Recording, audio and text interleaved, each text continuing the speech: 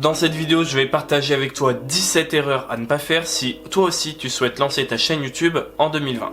Juste avant de commencer, si tu ne me connais pas encore, je m'appelle Louis et sur cette chaîne, je parle de plein de choses et j'aide notamment les personnes à gagner leur vie sur YouTube, à construire un business autour de YouTube, donc à construire une audience sur cette plateforme et c'est pour ça que cette vidéo d'aujourd'hui va sûrement t'intéresser. Enfin, avant de passer au vif du sujet avec le premier conseil, je te le rappelle que pour améliorer mon watch time, et tu dois sûrement savoir ce que c'est si tu souhaites te lancer sur YouTube, je vais bien évidemment garder le conseil vraiment phare de cette vidéo pour la fin. Donc il faut que tu restes jusqu'à la fin de la vidéo parce que ce conseil, c'est une erreur que font plus de la moitié des gens qui se lancent sur YouTube et c'est une erreur qui cause l'échec de toutes ces personnes-là. Tous les jours, il y en a qui font cette erreur encore et ça plombe leur chaîne YouTube, ça plombe tous les résultats qu'ils vont avoir. Donc si tu veux pas le rater, reste bien jusqu'à la fin de la vidéo. La première erreur, ça va être de ne pas structurer et planifier tes vidéos. Il va falloir que tu fasses vraiment un plan pour dire tel jour, tel jour, tel jour je publie. Je te conseille de publier le plus souvent possible parce que plus tu vas mettre de vidéos en ligne, plus vite ça va aller. Sur YouTube, si tu veux percer aujourd'hui, si tu veux que ta chaîne YouTube connaisse un succès,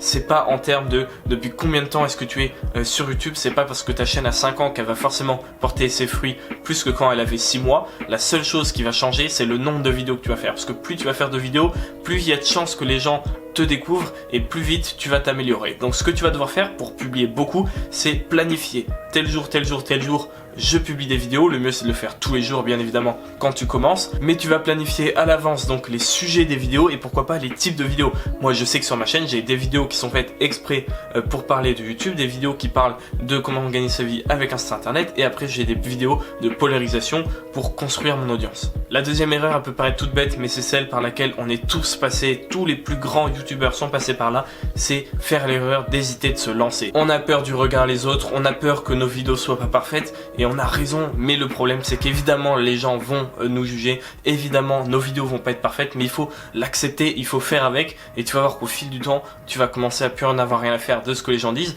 et tu vas commencer à améliorer tes vidéos parce que toutes nos vidéos, les premières étaient pourries et ça c'est valable pour tout le monde. Pose-toi la question, où est-ce que tu en serais si tu avais débuté ta chaîne YouTube au premier moment où tu avais pensé à le faire?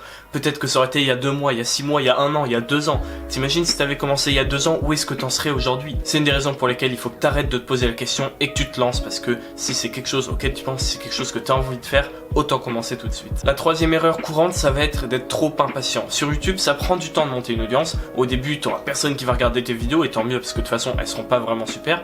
Mais ça prend du temps de construire une audience, ça prend du temps d'avoir les résultats qu'on veut, ça prend du temps pour comprendre aussi comment ça marche parce que même si des gens nous expliquent sur internet comment ça marche, il faut le faire soi-même, faire des erreurs pour apprendre de ces erreurs justement et comprendre vraiment comment fonctionne la plateforme.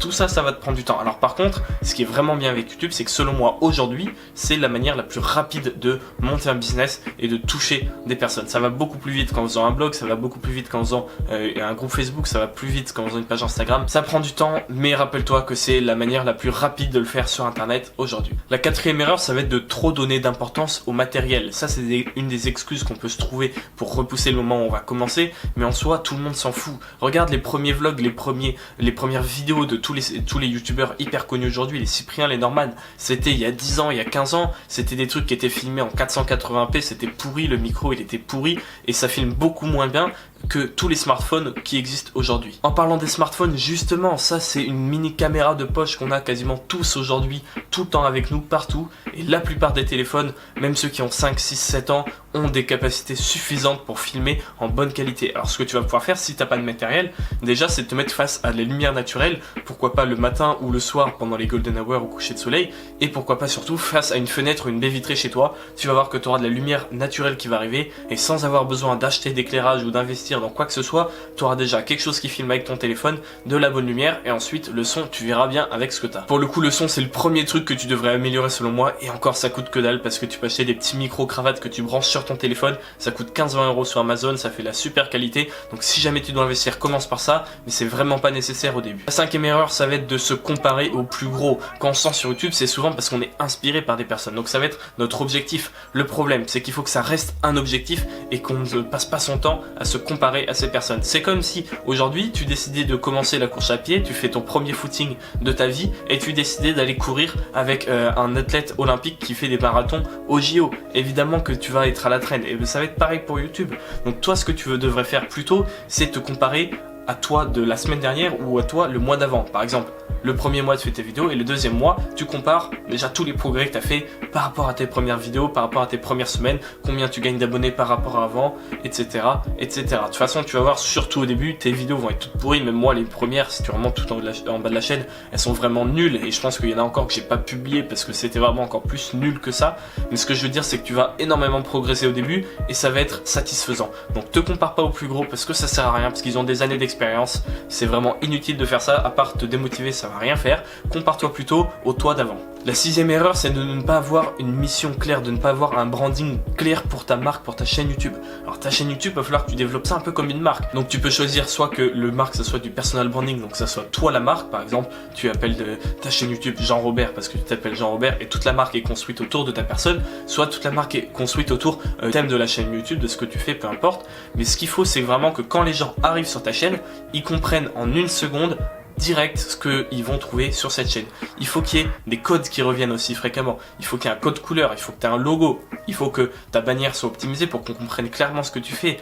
Il faut que tes miniatures se ressemblent entre elles, qu'il y ait un fil conducteur. Alors tu peux changer. Moi-même mes styles de miniatures ont changé au fil du temps, mais j'essaie toujours de garder une certaine régularité dans ce que je fais pour que ça soit clair, pour que quand les gens voient une miniature, ils savent que c'est la tienne, pour que quand les gens voient ta tête, ils te reconnaissent et pour que quand les nouveaux arrivants qui vont cliquer sur ton profil ou qui vont cliquer sur une vidéo et qui vont arriver sur la page d'accueil de ta chaîne YouTube, il faut que ça soit clair et qu'ils comprennent direct ce qu'ils vont trouver sur cette chaîne.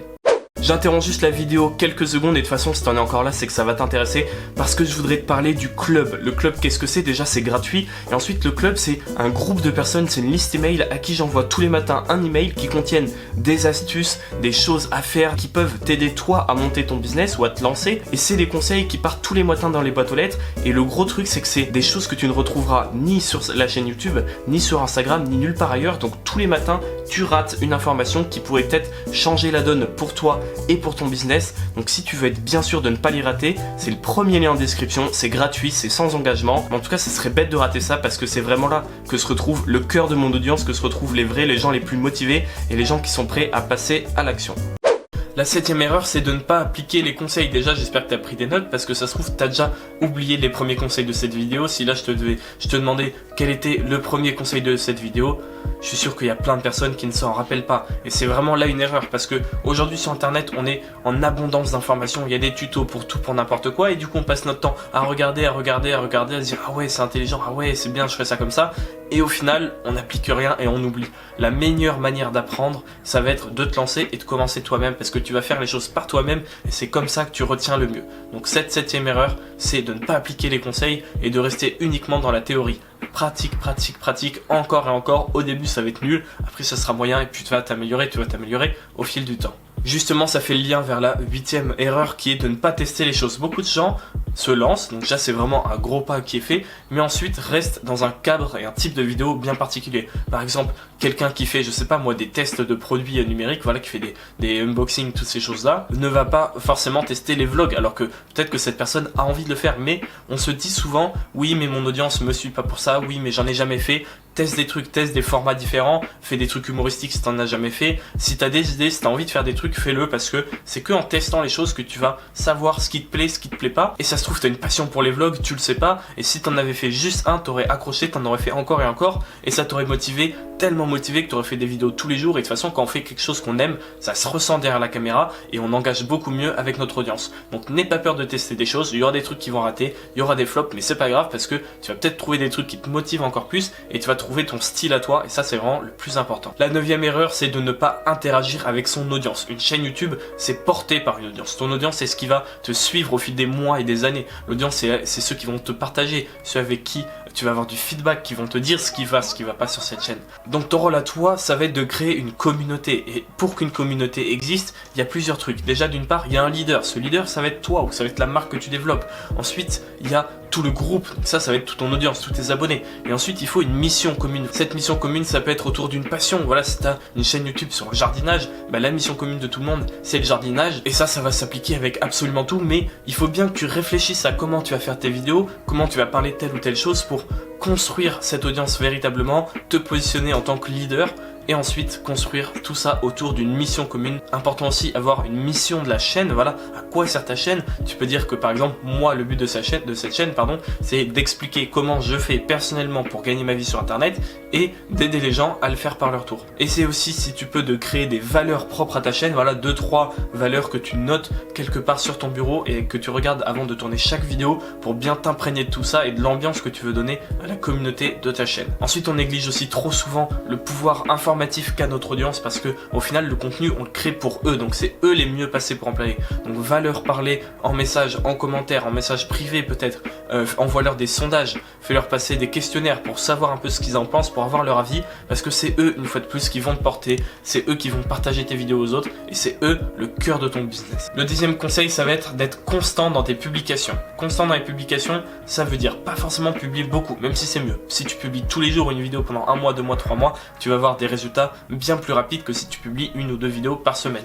Mais quand je te dis constant, c'est qu'il vaut mieux, par exemple, utiliser la planification des vidéos pour publier 4 vidéos que tu as en stock, une par semaine pendant 1 mois, plutôt que de les publier les 4 durant la même semaine et après rien pendant 3 semaines, et tu republies de vidéos, et puis plus rien, et puis tu en republies plein, et puis après plus rien. Si t'es pas sûr de pouvoir tenir tes engagements, utilise la planification des vidéos pour pouvoir étaler tout ça et pour être le plus régulier possible aux yeux de YouTube. En plus de ça, si t'es pas régulier, ton audience ça va être un peu perdue, elle va pas comprendre. Voilà, si tous les mercredis et tous les dimanches à 17 h il y a une nouvelle vidéo qui sort, tu crées un rendez-vous, tu crées une habitude chez ton audience, ça c'est vraiment important aussi. Et donc les gens savent que à telle heure, tel jour, il y a ta vidéo. Si t'es pas régulier, si tu planifies pas tes vidéos comme je te l'ai conseillé auparavant, ton audience va être perdue, ils vont décrocher et tu risques d'en perdre pas mal en chemin. C'est vraiment quelque chose que tu veux éviter. La 13e erreur, ça va être de faire des vidéos trop courtes. Pour faire simple, YouTube veut que les gens passent un maximum de temps sur sa plateforme devant les vidéos.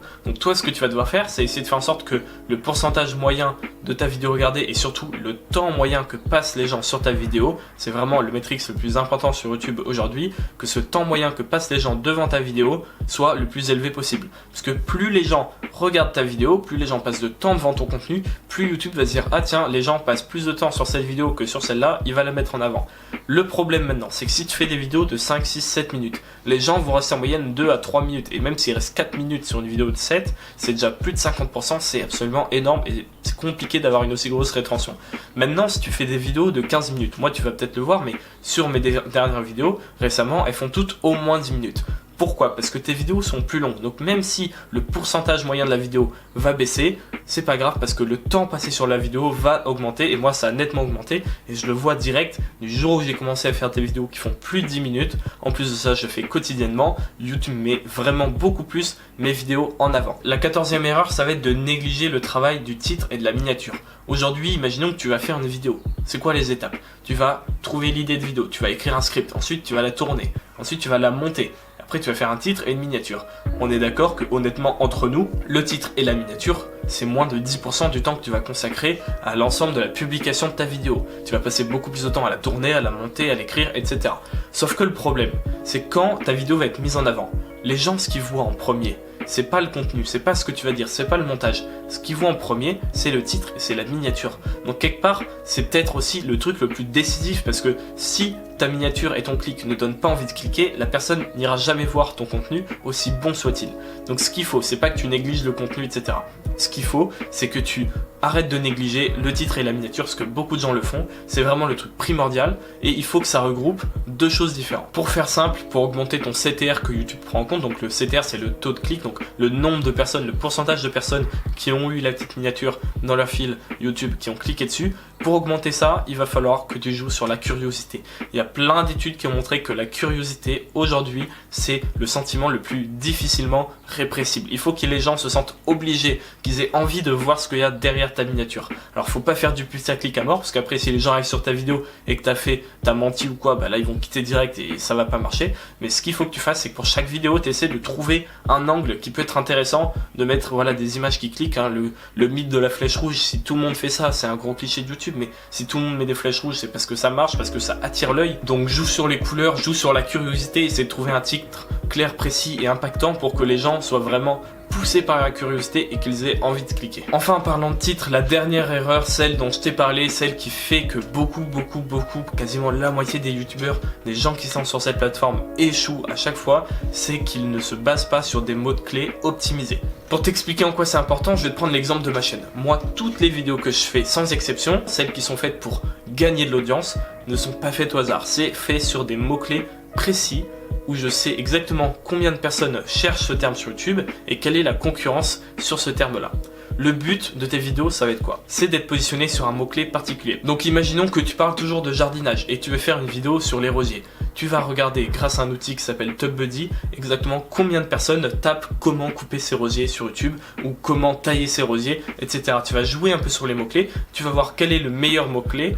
Grâce à TubBuddy, il va te donner en fait une note de 0 à 100 en fonction de ta chaîne, en fonction de la concurrence, parce que il y a des mots-clés qui sont énormément recherchés, mais il y a énormément de vidéos qui en parlent, donc au final, c'est pas si facile que ça de se positionner. Bref, avec TubBuddy, tu vas taper des mots-clés, des idées de requêtes, il va te donner une note sur 100, tu vas essayer de trouver la meilleure pour chaque vidéo et faire en sorte que une fois que ta vidéo sera publiée, faire en sorte que quand les gens tapent une requête comme comment couper ses rosiers, être dans le top des 3 vidéos, voire même la première vidéo qui arrive, parce que comme ça va te faire du trafic naturellement qui va arriver tout seul. Moi je sais qu'en moyenne, pour chaque vidéo que je publie, chaque nouvelle vidéo publiée me rapportera 2 abonnés par mois en automatique. Alors c'est une moyenne, il y a des vidéos qui me rapportent 10, 15, 20 abonnés par mois et d'autres qui me rapportent 0, mais je sais qu'en moyenne sur ma chaîne, chaque vidéo publiée, et vu que j'en publie une par jour, c'est 2 abonnés par mois en automatique. Donc je sais que chaque mois je gagnais encore et encore plus d'abonnés en automatique, même si je publie rien pendant des semaines, même si je fais rien du tout, que je me connecte même pas à YouTube, que j'ai pas internet, des gens vont taper des requêtes dans la barre de recherche YouTube et tomber sur mes vidéos. Ça c'est l'erreur que énormément de gens font et qui les empêche de gagner du trafic naturellement. Enfin, la dernière erreur que tu pourrais faire, c'est de ne pas t'abonner. Parce que si tu en es encore là, toute ma chaîne va t'intéresser et tu vas te fermer des portes, tu vas rater du contenu qui pourrait être décisif dans ton business. Donc sois bien sûr d'être abonné et moi je te dis à la prochaine pour une autre vidéo.